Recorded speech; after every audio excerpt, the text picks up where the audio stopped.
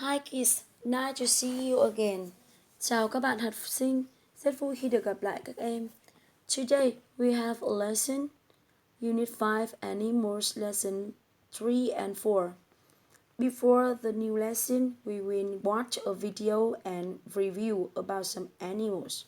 Hôm nay chúng ta sẽ học Unit 5 Animals, tiết 3 và 4. Trước khi vào bài học, chúng ta sẽ ôn lại từ vựng thông qua video này nhé.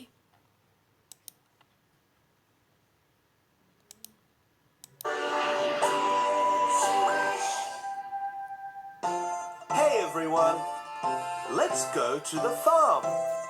What animals will we see? Let's take a look. Cow, cow. Duck, duck. Sheep, sheep. Horse, horse. Cat, cat. Donkey, donkey. Turkey, turkey. Pig, pig. Chicken, chicken. Dog, dog. Well done. That was great. Let's do it one more time. Listen and repeat. Cow, duck, sheep, horse, cat, donkey, turkey, pig, chicken, dog. Great job! Thank you. Open your book please, page 38 and 39. Mời các con mở sách giáo khoa trang 38, 39. Chúng ta sẽ vào bài học ngày hôm nay.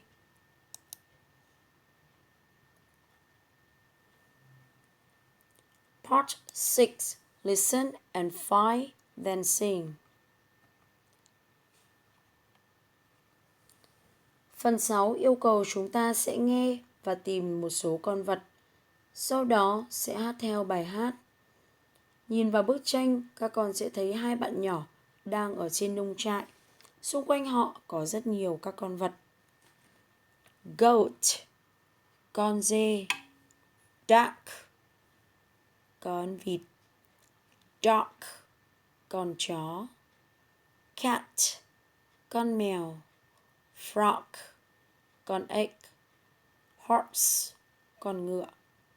Now read after me again.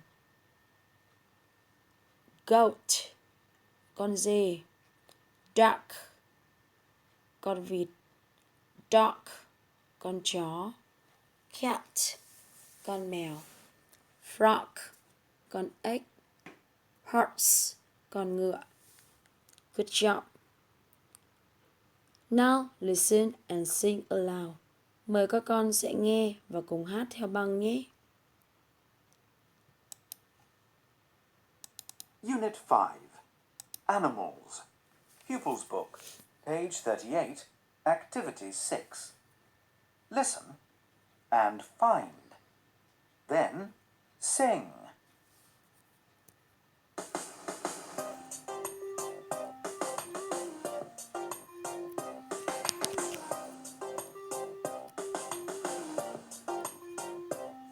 I'm Max. And I'm Maisie. We're animal crazy. What's this? What's this? It's small and grey. It's got 4 legs. It's a cat. I'm Max. And I'm Maisie. We're Animal crazy. What's this? What's this? It's thin and brown. It's got 4 legs. It's a dog. I'm Max. And I'm Maisie. We're Animal crazy. What's this? What's this? It's small and white. It's got 2 legs. It's a duck.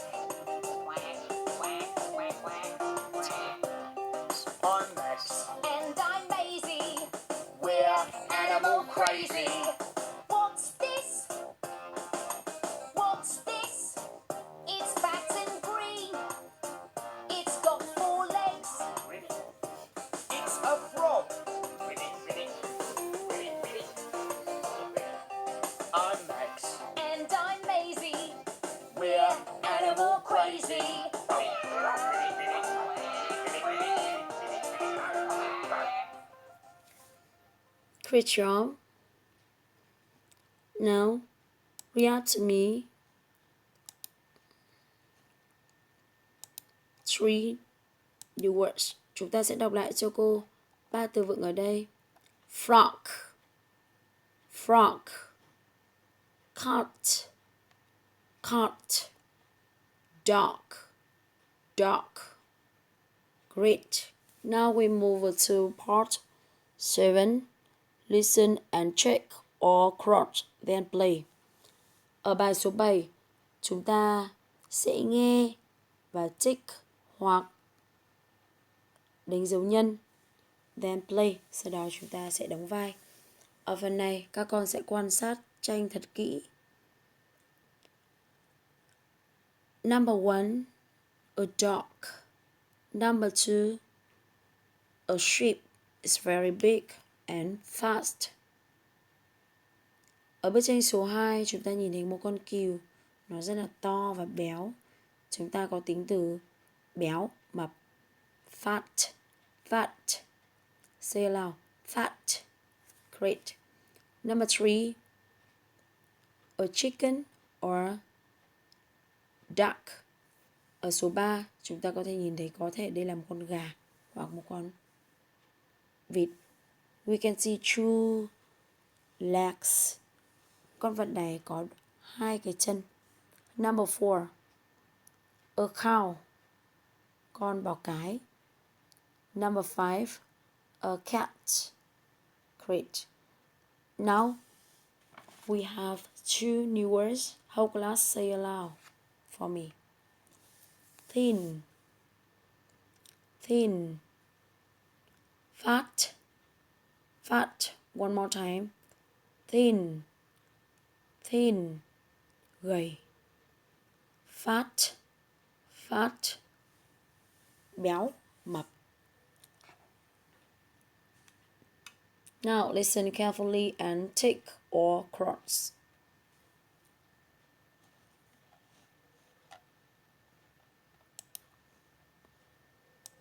Unit 5.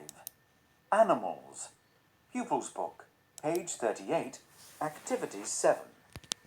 Listen and tick or cross. Then play. 1, It's a dog. Yes, it's a dog. 2, It's fat. Yes, it's fat. 3, It's got 4 legs. No, it's got 2 legs.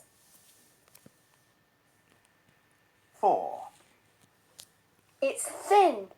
No, it's fat.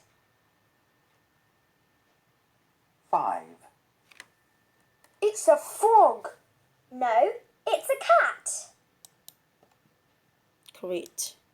And now listen again and we check. Unit 5. Animals. Pupils Book, page 38, Activity 7. Listen and tick or cross. Then play. 1, It's a dog. Yes, it's a dog. It's a dog. Yes, it's a dog. Nó là con chó. Đúng rồi, nó là một con chó. Number 2, is fat. Yes, it's fat. Nó béo. Đúng, nó béo. So number 2, yes. Number 3, it's got 4 legs. No, it's got 2 legs. Nó có 4 chân. Không, nó có 2 chân. So number 3, no. Number 4, is thin. No, it's fat. Nó gầy. Không, nó béo. So number 4, no. Number 5, is a frog.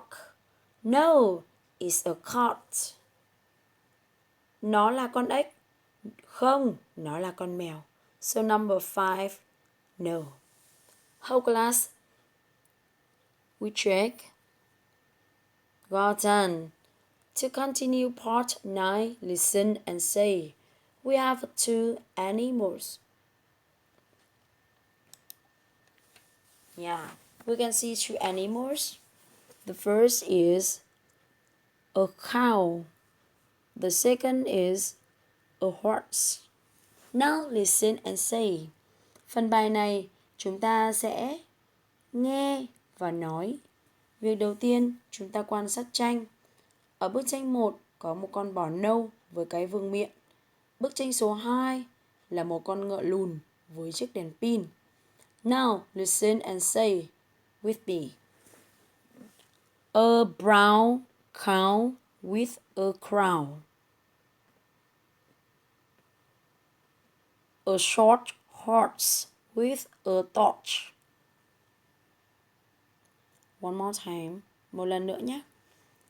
A brown cow with a crown.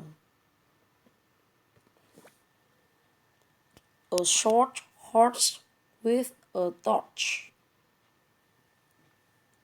Great job. Và bây giờ cô sẽ mời các con xem lại một số từ mới ngày hôm nay chúng ta đã được học nhé. Now, read after me. Các con sẽ đọc theo cô nào. Frog. Frog. Con ếch. Cat. Cat. Con mèo. Dog. Dog. Con chó. Thin. Thin. Gầy. Fat. Fat. Béo, mập. Crown. Crown. Vương miện. Torch. Torch. Đèn pin. Và bây giờ cô mời các bạn mở sách bài tập trang 34-35. Open your activity book page 34 and 35.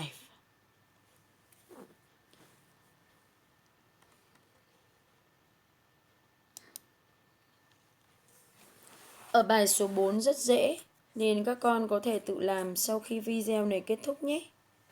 Đề bài yêu cầu chúng ta sẽ nhìn tranh và viết các từ có sẵn. Ở bài số 5, các bạn quan sát thật kỹ tranh và đọc câu. Điền từ cho sẵn. Chúng ta nhìn thấy có 3 con vật. Dog, hen, sheep. Trong bài, các con sẽ nhìn thấy có 3 con vật. Và đặc điểm của chúng như sau. Với con vật đầu tiên, nó có đôi tay to và 4 chân. Con vật số 2 là con gà. Số 3 là con cừu có bộ lông màu trắng và gương mặt màu đen cùng với 4 chân màu đen. Now we listen and read, then look and write. Chúng ta sẽ đọc tranh, nhìn và viết nhé. So number 1, it's got big ears. Is a dog. Nó có đôi tay to. Nó là con chó. Number 2, it's got 2 legs. Is a Yes, it's a hen. Nó là con gà mái. Number 3, it's got white legs. It's a bingo. It's a dog. The last one, number 4, it's got a black face. Nó có gương mặt đen. So it's a sheep. Now we check. Yes, excellent. Now we move to part 6. Listen and match, then trade. Bài 6 yêu cầu chúng ta nghe các từ đồng âm và nối chúng với nhau. sau đó viết đậm lại các từ. Các em sẽ đọc lại các từ sau cho cô và nối nhé. Horse, cow, crown, for, house, torch. Vậy, horse sẽ đồng âm với for và torch. Cow sẽ đồng âm với crown và house. And the last one is part 7. Listen and circle two words. Ở bài số 7, chúng ta sẽ nghe và khoanh tròn vào các từ đồng âm với các con vật trên hình nhé. Number 1, horse. Number 2, cow. Number 3, goat. Number 4, duck. Now listen and circle two words. 1. Eye, torch, arm, 4. 2, Jump, brown, mouth, orange. 3, Nose, 3. Clothes, dad. 4, Crown, mum. Bug, head. Vậy, ở bài này, các con sẽ nhìn thấy bức tranh đầu tiên, horse sẽ đồng âm với torch và for. Number 2, cow sẽ đồng âm với brown và mouth. Number 3, goat đồng âm với nose và clothes. 4, duck đồng âm với month và buck. Để kết thúc bài học ngày hôm nay, chúng ta sẽ xem lại và hát to bài hát Finger Family Farm Animals nhé. Phần bài về nhà dành cho các con là làm bài trong sách như video cô hướng dẫn, học thuộc từ mới và ghi chép bài vào vở Oli nhé. Tạm biệt các em. Goodbye. See you soon.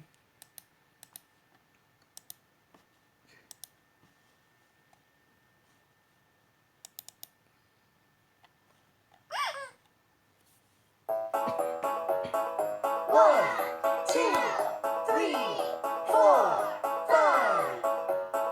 Finger family. Cow finger, where are you? Here I am, how do you do?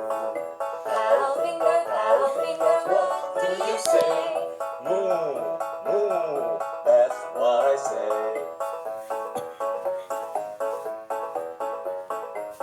Big finger, where are you?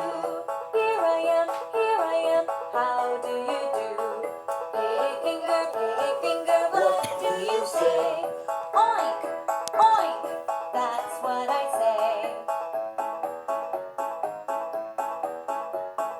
Chicken finger, where are you? Here I am, how do you do? Chicken finger, what do you say? Cluck, cluck, that's what I say. Sheep finger, where are you? Here I am, how do you do? Sheep finger, what do you say? Ba, ba, that's what I say. Duck finger, where are you? Here I am, how do you do?